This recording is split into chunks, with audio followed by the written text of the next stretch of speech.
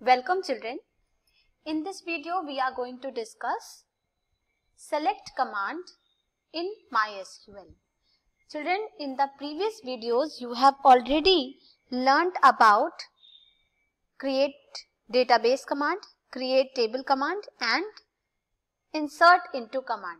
Means you have already learnt how to create a database, how to create a table inside it and how to add rows to it.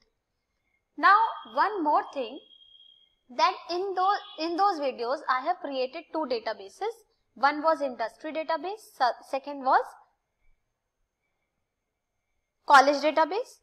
Industry database was created using non-parameterized query, whereas college database was created using parameterized query.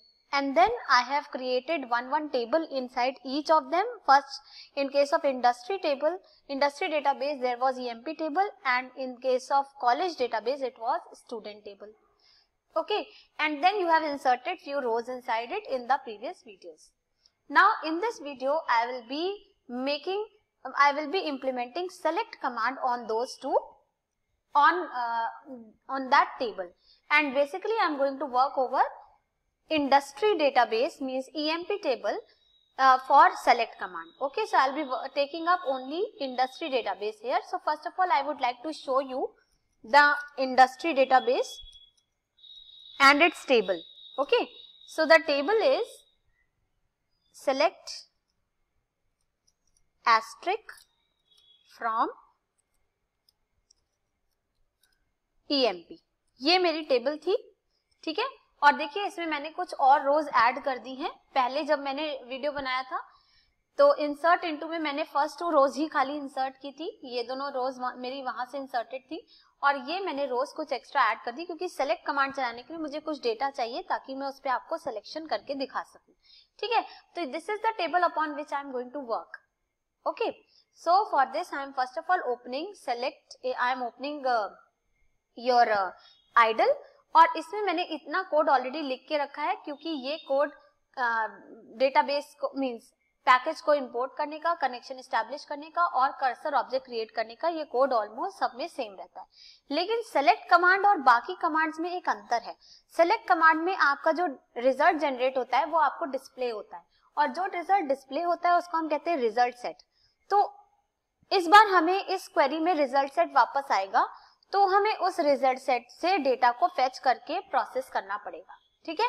लेकिन insert, create table, create database, इन queries में कोई result set नहीं आ रहा था, इसलिए हमने commit किया था क्वेरीज को। लेकिन यहाँ पे हम क्वेरी को कमिट नहीं करेंगे, हम यहाँ पे रिजल्ट सेट जो वापस आएगा उसके डेटा को यूटिलाइज करेंगे, ठीक है। तो इसके लिए देखिए मैंने डेटाबेस यहाँ इंडस्ट्री लिखा, तो इससे क्या हुआ, मेरा इंडस्ट्री डेटाबेस एक्टिव है। और अब मैं अपनी क्वेरी लिख सकती हूँ cr.execute। अब सपोज आपको सारा डेटा सेलेक्ट करना है, सब कुछ आपको डिस्प्ले करना है, तो उसके लिए आप चलाओगे सेलेक्ट एस्ट्रिक फ्रॉम EMP, ठीक है। और ये मेरी क्वेरी हो गई, सिंपल क्वेरी है। CR में मेरा रिजल्ट सेट आ गया होगा, तो रिजल्ट सेट जो आया उसको हम क्या करेंगे, प्रोसेस करेंगे। तो उसके लिए मैंने D is equal to cr.fetch_all कर लिया। तो फेच ऑल से मेरी सारी रोज इस D के अंदर आ जाएंगी in the form of list of tuples, जहाँ पे हर टपल टेबल की एक रो होगी, ठीक है। तो D में आ गया। अब इस D को हम एक एक रो मींस रो वाइज एक्सेस करेंगे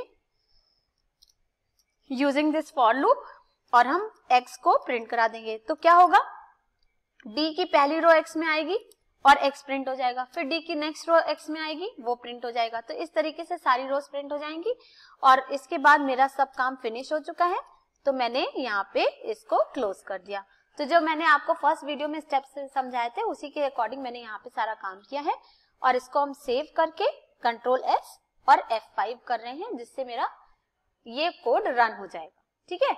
और रन होने पे देखिए it is taking some time, ये देखिए मेरा सारा डेटा सामने आ गया। तो if you want to ensure, आप देखिए मैंने आपको SQL टेबल ऑलरेडी पहले से दिखाई थी, तो आप इस टेबल को देखिए, ठीक है। इस टेबल को आप देखिए, और इस टेबल में जो मेरा रिजल्ट आया है इस टेबल का, देखिए वो सेम है कि नहीं। अब यहाँ पे आप देख सकते हो कि ये मेरी टेबल थी EMP टेबल, और यही मेरा सारा डेटा फेच होके आ गया। तो ये रिजल्ट है हमारे सेलेक्ट एस्ट्रिक फ्रॉम ईएमपी का। ठीक है, अब हम क्या करने जा रहे हैं, हम इसी डेटाबेस, अब हम इसी क्वेरी को थोड़ा सा कॉम्प्लिकेट करेंगे। ठीक है, सपोज मैं चाहती हूं कि I want to display only the name of those employees whose salary is greater than 40,000। ठीक है, तो मुझे सिर्फ उनका सैलरी डिस्प्ले करना है जिनकी सैलरी ग्रेटर देन 40,000 है। तो मेरा यहाँ पे मुझे नेम डिस्प्ले करना है, तो इसके लिए मैंने यहाँ पे लिख दिया ई नेम। ठीक है, और यहाँ पे मुझे ईएमपी के साथ एक कंडीशन लगानी पड़ेगी, वेयर सैल ग्रेटर देन 40,000। ठीक है, तो 40,000 से जिनकी सैलरी ज्यादा होगी बस वही रिजल्ट सेट में आएंगे। तो मैंने कंट्रोल एस करके F5 किया, तो देखिए मेरा रवि और सचिन का नेम आया। तो मैं आपको अभी शो करती हूँ टेबल क्या थी मेरी, ये मेरी टेबल थी और ये मेरा आउटपुट है। तो मुझे उनके नेम डिस्प्ले करने थे जिनकी सैलरी 40,000 से ज्यादा है।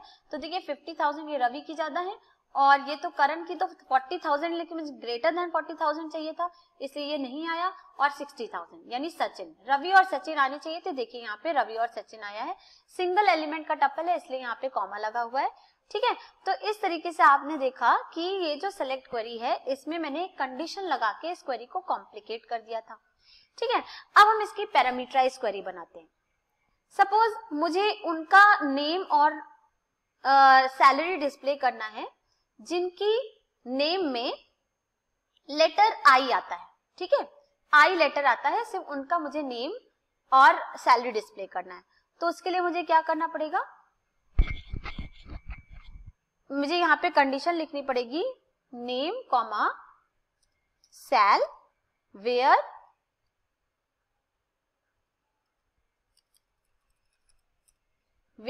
ई नेम लाइक, यहाँ पे पैटर्न देना पड़ेगा लाइक।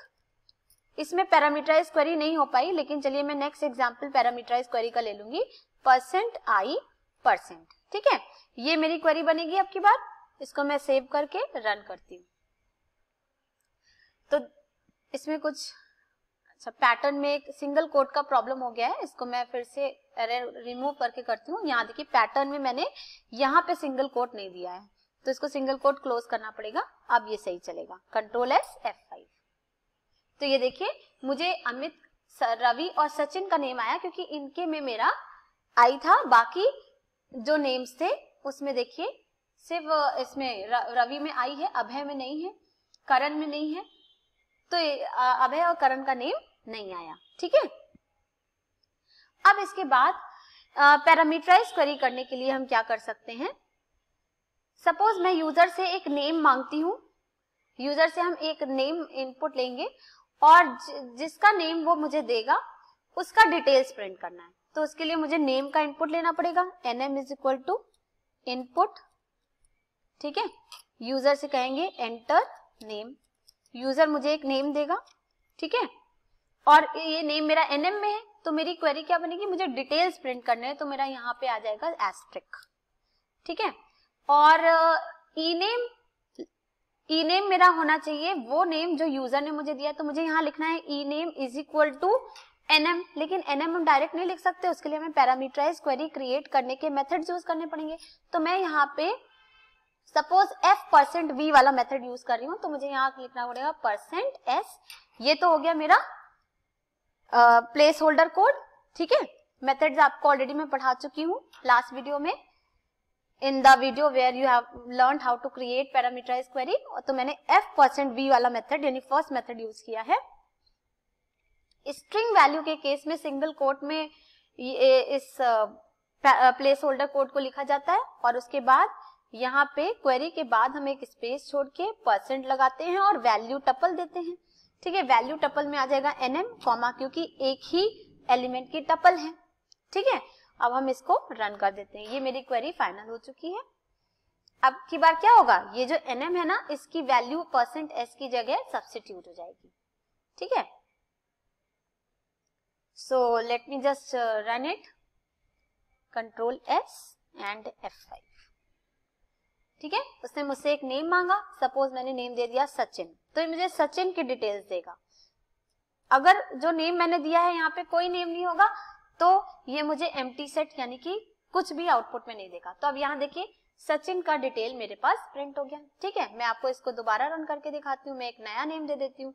सपोज F5 फिर से प्रेस कर रहे हैं और इस बार जो मुझसे वो नेम मांग रहा है मैंने कहा करण। ठीक है, तो करण का देखिए डिटेल आ गया मेरे सामने। ठीक है, इसी तरह आप कोई भी कंडीशन यहाँ लगा सकते हैं। एक और जल्दी से रन कर देते हैं। सपोज मुझे उनका नेम प्रिंट करना है जिनका ENO हम यूजर से एक ENO इनपुट लेंगे और सैलरी इनपुट लेंगे। तो जिससे हमारा वो कंडीशन सेटिस्फाई होगा वो वाली रोज हमें डिस्प्ले होनी चाहिए।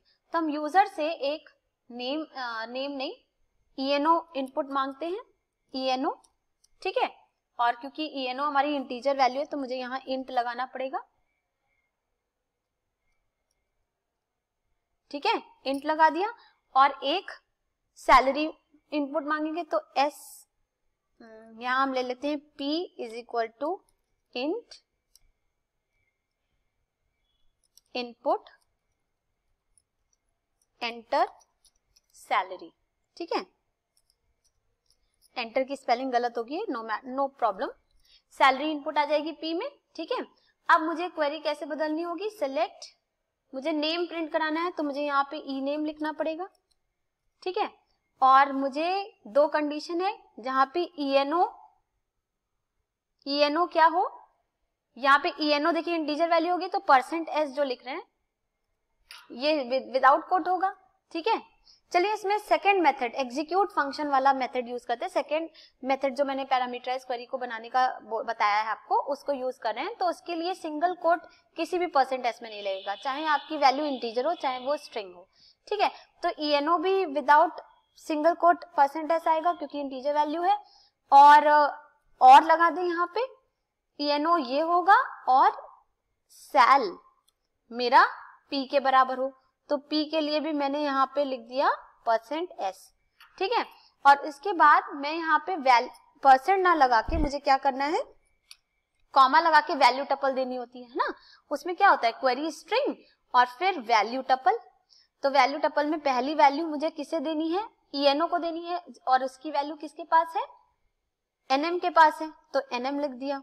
और दूसरी वैल्यू मुझे देनी है P लिख दिया। ठीक है, अब अगर क्वेरी में कोई सिंटैक्टिकल मिस्टेक नहीं होगी तो मेरा ये कोड रन करके मुझे सही आउटपुट देगा। यहाँ पे एक देखिए ब्रैकेट इनवैलिड सिंटेक्स हो गया, यहाँ पे मैंने एक ब्रैकेट क्लोज नहीं किया है तो ये मैंने ब्रैकेट क्लोज किया, सेव किया, रन किया। ठीक है, मुझसे एक ENO मांग रहा है मैंने दे दिया 202 और मुझसे एक सैलरी मांग रहा है मैंने दे दिया 40,000।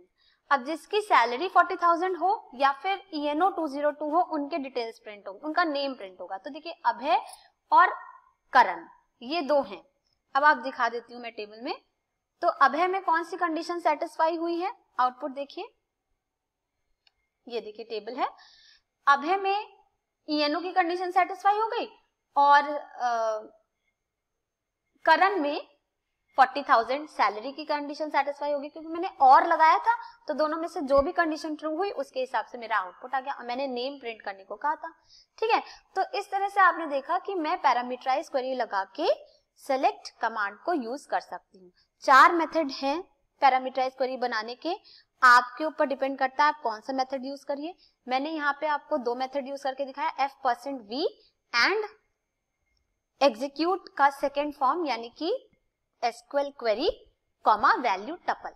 2 तरीके से मैंने आपको इसमें सेलेक्ट कमांड चला के दिखाया है।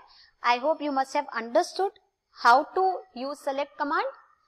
पैरामीटराइज क्वेरी बनाने का आप कोई भी मेथड यूज कर सकते हैं, इट्स अप टू यू।